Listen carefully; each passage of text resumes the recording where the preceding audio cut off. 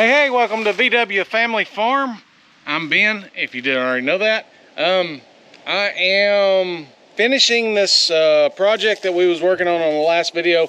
We was getting fencing put up and fixing to move some heifers and steers over to another pasture that we've never run cattle on. And in that process, there's one other thing I gotta do. This right here. So if you didn't know it, farming has been in my family for many generations, and my grandpa actually had all this down here as growing hogs.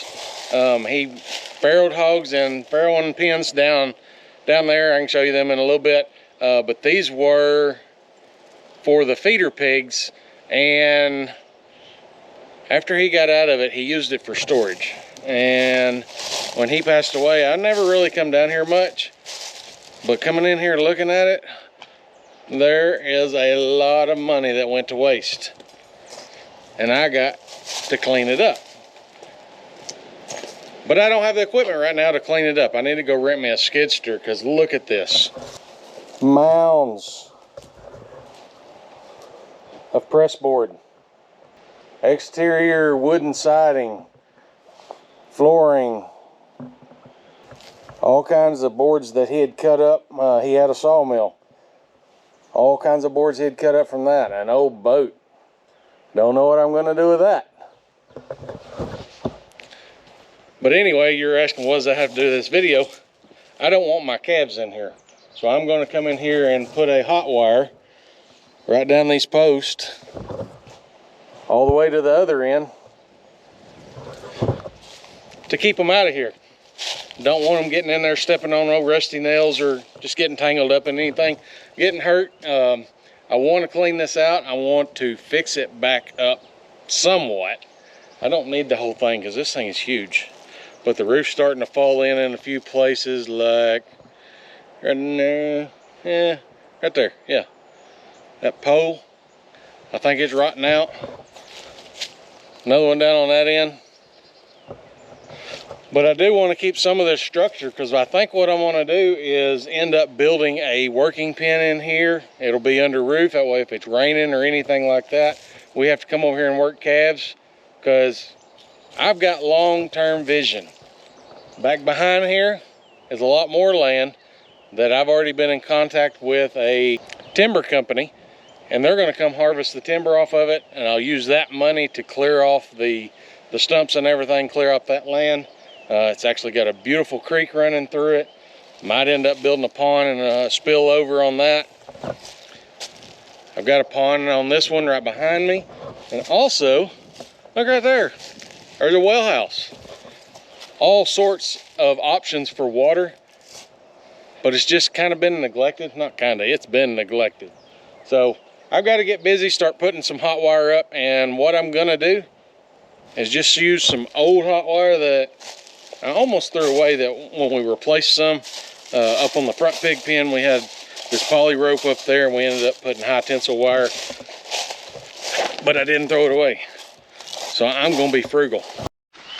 Alright, small charger, check. If you just need something little for a small pen, S12, handy. Alright, there's something else. My mind was racing after the last one. Wild geese. My mind had been racing after the last time I towed it, and I started to use some of these broken insulators on a wood post. I thought I couldn't figure out a way to do it. Well, I ended up cutting the piece off, drilling a hole through this, and I'll nail through this piece back here. That way the nail head isn't here touching the wire and grounding it out. It's just an experiment. I hate throwing things away that can be useful. I try to be very frugal. This is in that order I purchased a couple of weeks ago. These are actually for T-post or wooden post. Never had any, so just seen them on the shelf. Oh yeah, so they've got holes here. So you put your nails into the wooden board there, or they will clip onto a T-post. You can see that. And then I like all these that's got the, it's just like these, got the push button Hold your wire in there.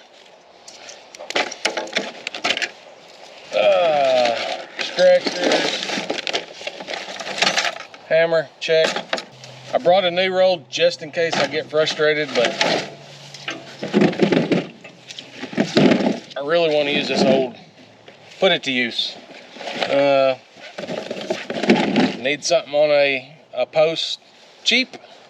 Run your wire through that. Put a staple, nail it to the post, run your wire through it, you're all good. So I'm gonna go get busy. Well, that was simple. Got it done.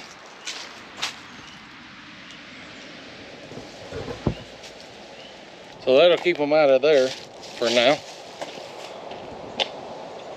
Don't know when, but it's gonna get put on the list to do. Gonna have a good bonfire one of these days. Hey guys, I know Ben just took you over and showed you we're finishing the fencing project over at the new place and gonna be moving some calves over there. But this video is really important to us. We've been thinking about this for a while. And the title, if you've seen the title or the thumbnail, there is no clickbait here. It's true. If you can buy cows now, you should be doing it. Now, if you follow cattle prices, cattle markets and things like that, you will know that cattle are extremely high right now. Like really, really high. And you might be thinking, well, that is a terrible time to buy. But in this video, we're going to tell you why you should and why you should do it now.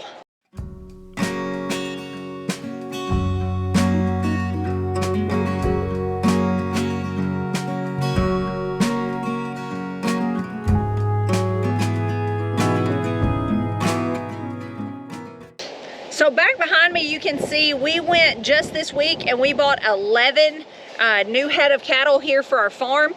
And like I just told you, cattle are extremely high. So you may be thinking that is a terrible strategy for a farmer to have. That's not a good money-making strategy. Well, there's a few reasons for that. The first of which is our numbers here on our farm are kind of getting low just from processing animals, and we're trying to raise up animals for the future. So we're keeping our heifers and have been doing that for a couple years, which simply means we're keeping the female animals that are born on our farm that we like the most. Now, we've not kept every single one, but we have kept a lot of them. So one reason we're buying is because we're trying to build our numbers up now. You may be thinking, well, why don't you wait till prices come back down and then rebuild, then add to your herd?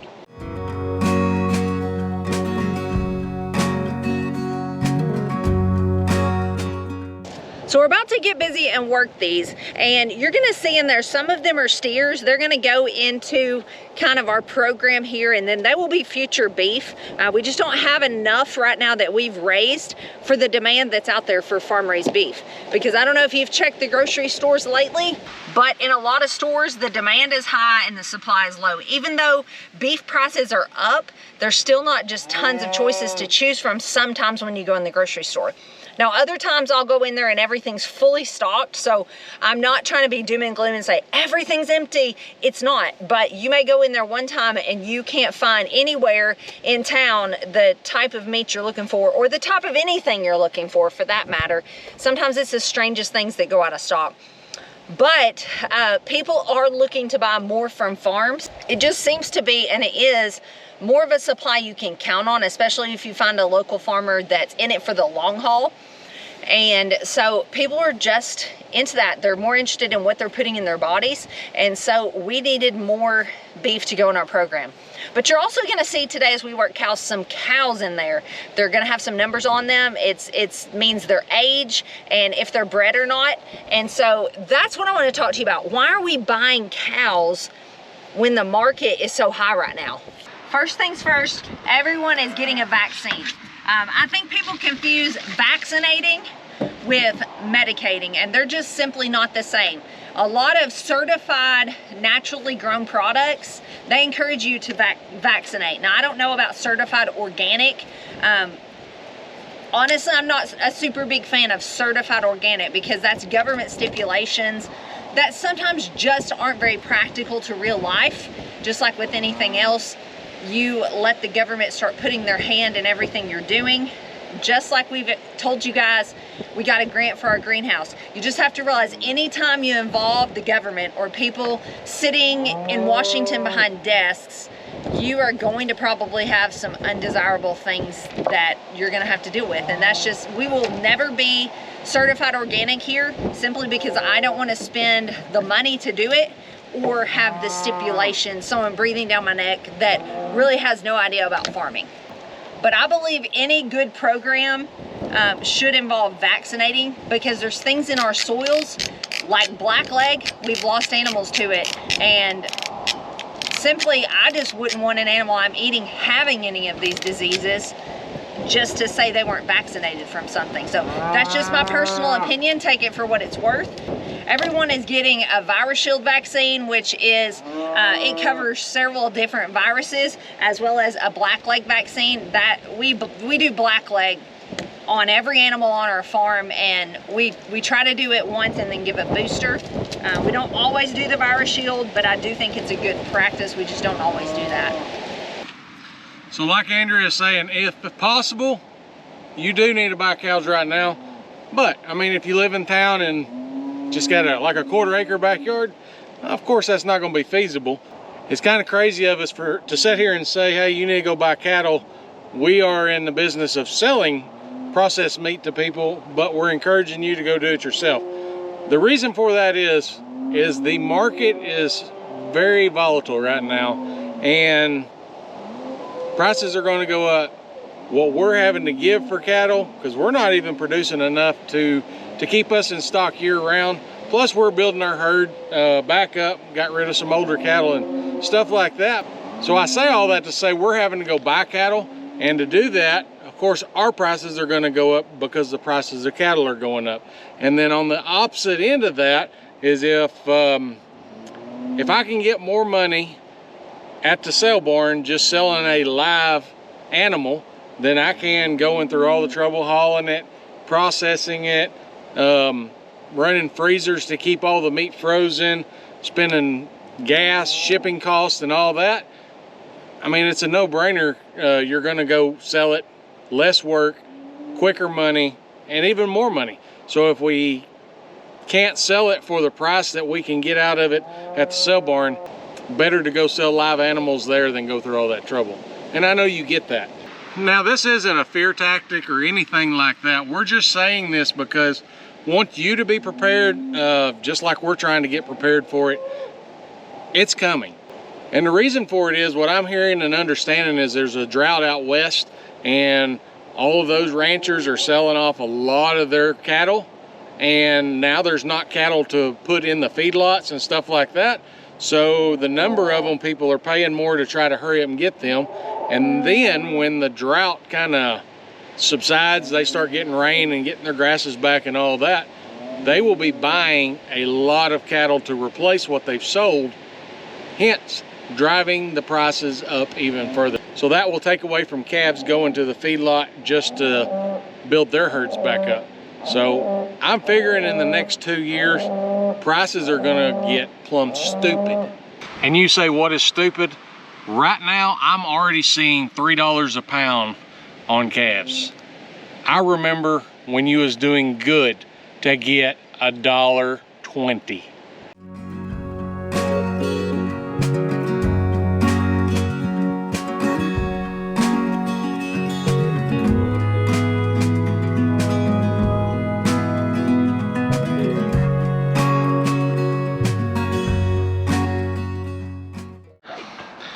All right, bought her as a butcher cow or a butcher heifer, but Andrea, I'm kind of tempted to keep her. She's pretty friendly. What do you think? I don't know. Oh, you're thinking a lot. I don't know. How much does she weigh? 782 pounds. Is it? No. It's the only heifer. Okay, they said 725. So Well, we got a good deal.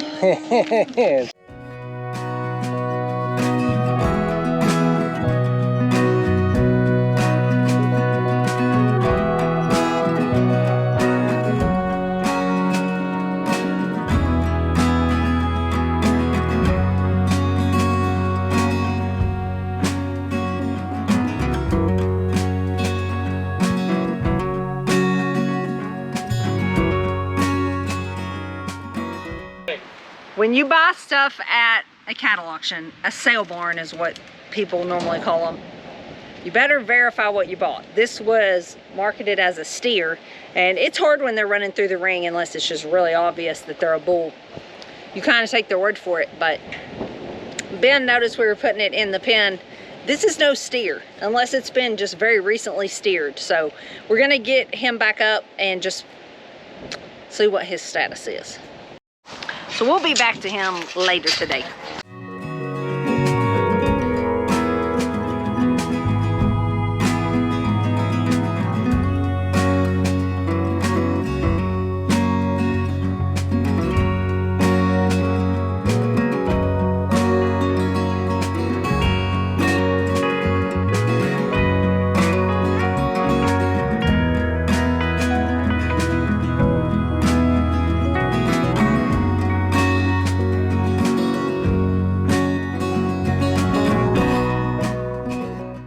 Got the cows worked. Now we're gonna start shuffling everybody around.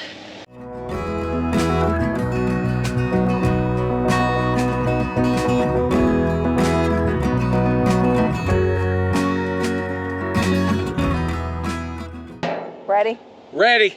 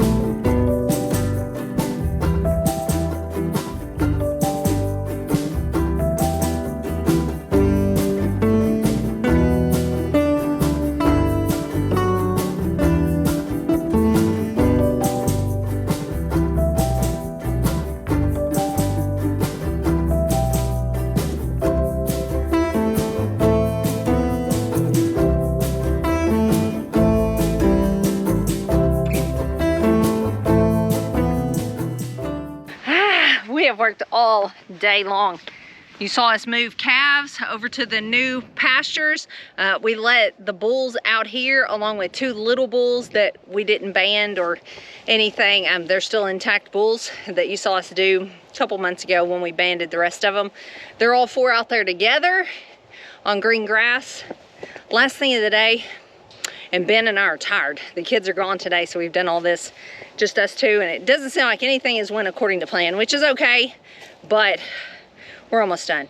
We're getting, this is the last thing you can see, the steers back there. Ben's about to run them. They're gonna go just, this is kind of just like a weaning pen or something. It's not where anyone really stays permanently here at the house. There's not much grass out there because it's had a lot of animal pressure, but it's where they go so we can keep an eye on them for a bit, get them used to being here, and then we let them out of there. So we're gonna be making some paddocks right around in here for those. But for now, those steers are growing out there. Thanks for hanging with us today, and thanks for listening to us. We really feel strongly that the cattle markets are up, but they're only going to go further up. So now's a good time to buy cattle if you've been thinking about it. It's just like anything else. Sometimes you just got to pick a time to jump in, and if you wait for stuff to come back down, you're taking a risk there too, because it may never. But on the flip side, it may. So sometimes you just got to take a risk and go for it if you feel that's what you want to do. So thanks for watching, you guys. We'll see you on the next one. God bless.